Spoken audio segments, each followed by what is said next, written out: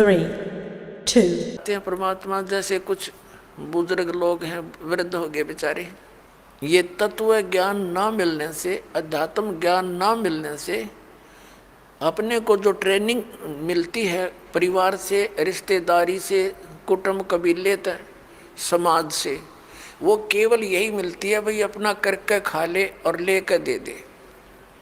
ये तो एक नेक पुरुष का कर्तव्य बनता है, ये तो फर्ज होना ही चाहिए। लेकिन इसके साथ साथ हमने भविष्य का जो करना था, वो परमात्मा की साधना, धर्म, पुण्य करने थे, वो ज्ञान के बिना वंचित रह गए।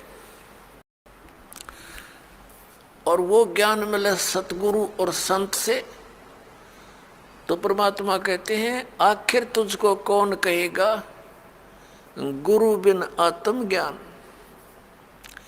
ठीक है, समाज संसार में रहने की विधि तो आपको समाज के लोग बता ही रहे हैं, लेकिन आत्म कल्याण का जो मार्ग है वो संत ही बताया करते हैं।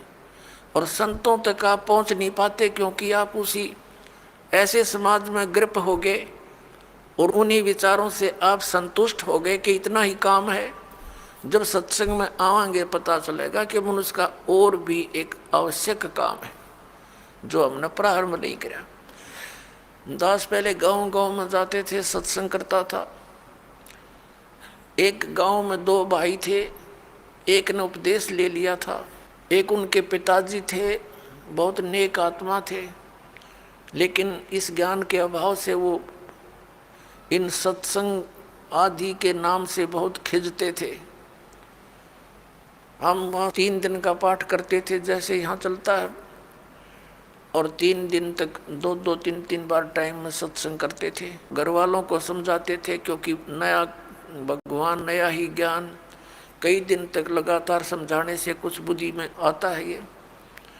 तो हम सत्संग कर रहे थे, उन घर वालों ने अपने सभी भाईचारे को कह दिया था कि हमारे घर में 3 दिन कोई भी हुक्का बीड़ी तम्बाकू का प्रयोग करने नहीं आवे, या घर में बीड़ी तम्बाकू लेकर भी नहीं आवे। तो क्या हुआ कि उनका बूढ़ा ऊपर चौबारे में, आंगन में, गर्मियों के दिन थे, ऊपर हुक्का भर कर बैठ गया दूसरे भाई अपने पुत्र के घर पे। हम सत्संग करते रहे। तो जब सत्संग समाप्त होने को हुआ, रात, पहले दिन सत्संग सुना दिन में, फिर रात ने सुना, तो अगले दिन वो रात्रि के समय सत्संग समापन हुआ, बूढ़ा नीचे आ गया। लगभग 70 वर्ष की आयु थी उसकी।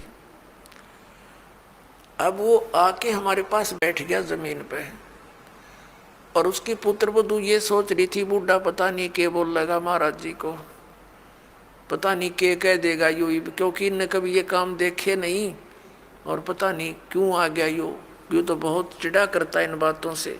वो बैठ के और आंखों में पानी भर आया, रोने लग गया। मैंने पूछा क्या बात होगी बाबा, क्या बात है, क्यों रो रहे हो आप? ने बोला जी जो ज्ञान आपने सुनाया, ये बात तो आज तक हमने कदे सुनने को ना मिली। हमने तो लक्ष्मी चंद की रागनी सुनी हैं, और कोई सांग सिनेमे देखे, और मैं तो इतना मेहनती आदमी था, इन पुत्रा के 2-4 किले आवे थे, मैंने इनके 12 किले बना दिए। 12 एकड़ जमीन, 8 एकड़ और मोल ली मेहनत कर करके। और ईब मेरा क्या होगा, मैं तो 70 साल की उम्र होगी मेरी, अब मैं क्या करूँगा, क्या बनेगी मेरे साथ में? मैंने तो इस ज्ञान से सारी रात नींद आनी बंद हो गई, और अब मेरा खाना पीना भी छूट गया। अब क्या बनेगा, मेरा क्या होगा, मेरी तो उम्र जाली। और उसकी पुत्र वधू भी वहीं बैठ की। बूढ़ा आज तो बहुत अच्छा बोला, और वह ध्यान से सुना कि जो क्या हो गया बूढ़े के एकदम। नो बोला जी क्या मेरा भी कुछ हो सकता है? मैंने कहा देखो विश्वास करो, विश्वास करो।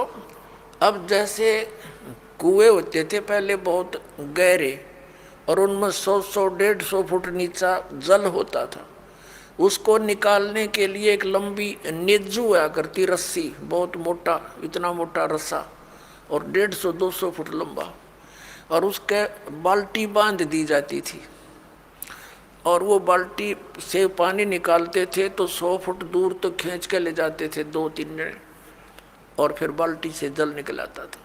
तो मैंने कहा कि जैसे कुएं में बाल्टी जा रही हो और नेजू हाथ से छूट गई रस्सी, और वो तो जा रही है और भाग दौड़ के और उसको पकड़ने की चेष्टा कर ली यार, वो हाथ में आ जा लास्ट की 6 इंच भी ठहगी, लास्ट की गिरते गिरते अगर 6 इंच भी बची हो और हाथ में पकड़ी जावे तो क्या हो, वह बाल्टी भी बाहर आ जा और पानी भी साथ आवे, जल भी भरा होगा और बाल्टी भी मिल गई, कुछ भी ना गया। अरनू का जान देव तो जाए ली, तो वो तो जा ही रही है, फिर तो पड़ गए कुएं में, हाथ से छूट गया मनुष्य जीवन। मनुष्य जीवन के अंतिम सांस में भी ये सत भक्ति आपको मिलेगी, आपको मनुष्य जीवन मिलेगा, ये गारंटीड बात है।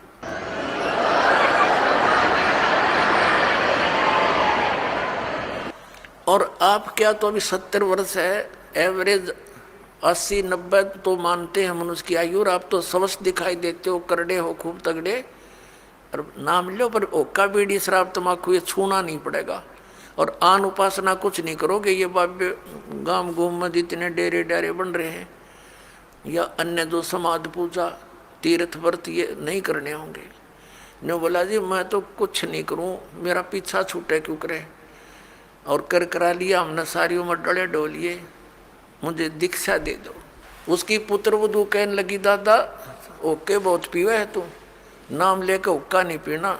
न बोला तो देखिए तो एक बार, मन तो पता ही ना था इस बात का, आग लग गई सोके गए, फूकना मैंने मेरा गधा बनूंगा, कुत्ता बनू, बिरान मट्टी होगी। और संता के वचन है ये झूठे नहीं हुआ कर दे बेटी, तो पुण्यात्मा देख कर भाग जाएंगे बुढ़ापे में। नाम ले लिया उस भक्त ने और 10-15 वर्ष जिया और सह शरीर आराम तो अपना मृत्यु को प्राप्त हुआ और मोक्ष हो गया। कहते हैं जीना तो थोड़ा ही भला जब सत सुमरण हो और लाख वर्ष का जीवना लेखे धरे नहीं कोई। अपने आत्माओं जैसे बालक भक्ति पर लगता है बहुत अच्छी बात है, लेकिन इस ज्ञान से परिचित बूढ़ा तो सिर धड़कीबाजी ला देगा। न पता है उसने तो रोज पता है ना मेरा कल टिकट कट जाए तो स्लोप में लिया जीवन कति नो डलान में है, लास्ट दिन के रह जा 60 साल पाछे तो उल्टी गिनती शुरू हो जाए। ध्यान रखनी चाहिए बुढ़ा ने, और डट के करे भक्ति अपना पीछा छुटवावे। और ईबत ही न्यू बड़े रहे। जैसे एक कवि का एक शब्द है, बिना ज्ञान के ऐसे दुखी होते हैं। एर नर धोखे धोखे लुट गया आगी अंत गड़ी रे आगी अंत गड़ी।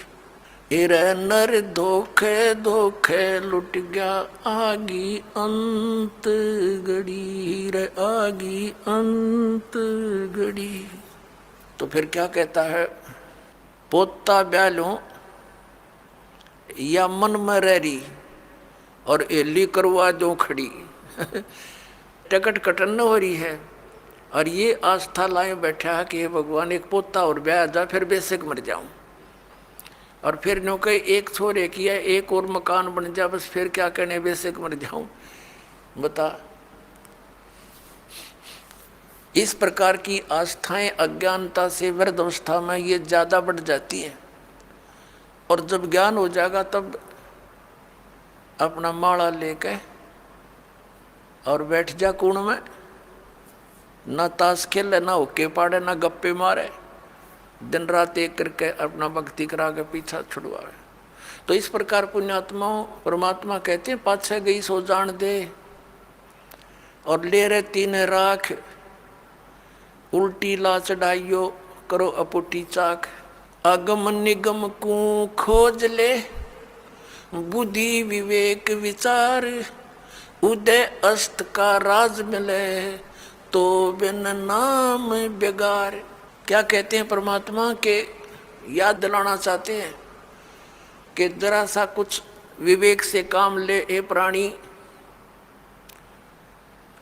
अगम निगम को खोज ले और बुद्धि विवेक विचार, उदय अस्त का राज मिले तो बिन नाम बेगारे। परमात्मा याद दिलाते हैं कि जो परमात्मा की भक्ति नहीं करते वो चाहे पूरी पृथ्वी का राजा है।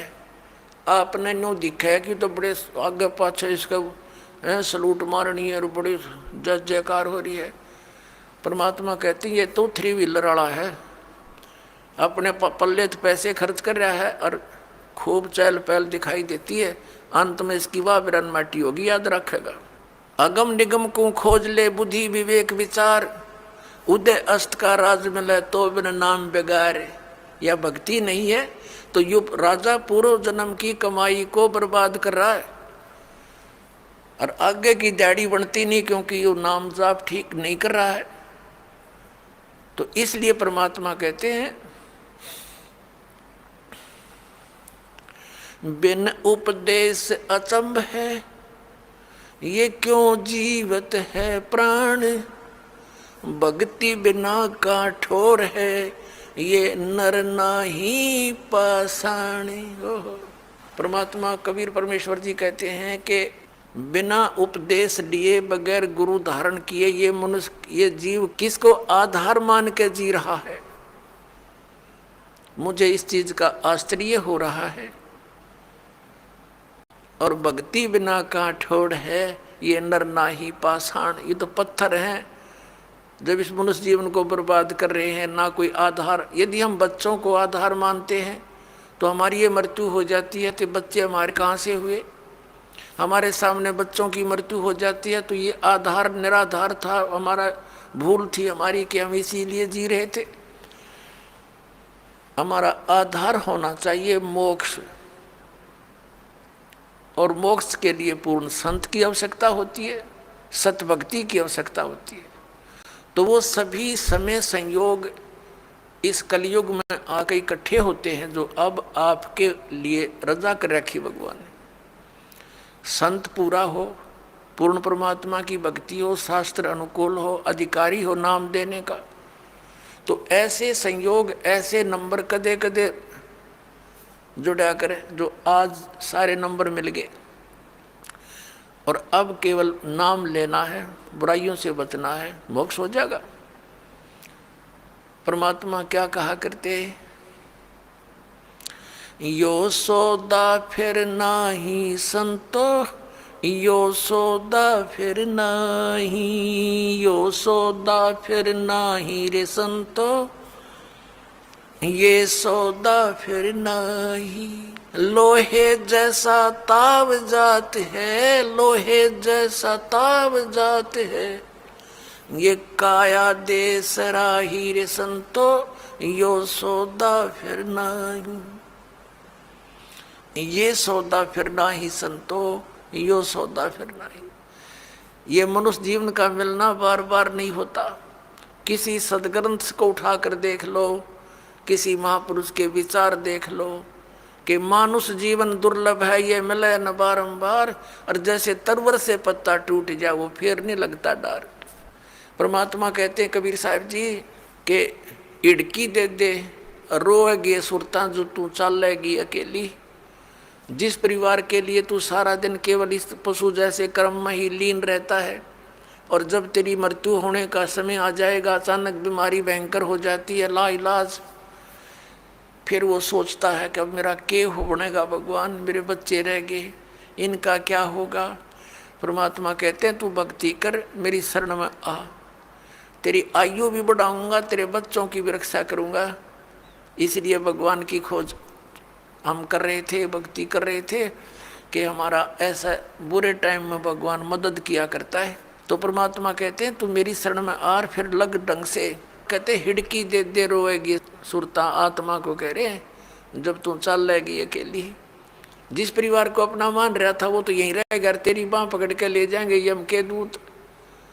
फिर न क्या पछाड़ खा खा रोएगी तू आत्मा, क्योंकि तेरा कोई संभालने वाला होगा नहीं, तेरा भगवान परमात्मा साथ दे नहीं, क्योंकि आपने उसकी साधना की नहीं विधिवत।